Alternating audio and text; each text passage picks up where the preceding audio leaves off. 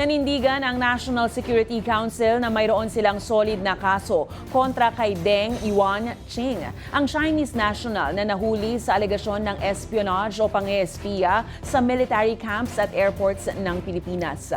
Ayon kay NSC Assistant Director General Jonathan Malaya, malawakan ng ginawang case build-up sa suspect. Naihain na rin daw ang mga kaso sa paglapag sa Espionage Act at Cybercrime Law kontra dito. Matatandaan ang kapwa itinanggi ng Chinese Foreign Ministry at ng Pinay na asawa ni Yuanqing ang alegasyong espiya ang naturang Chinese national.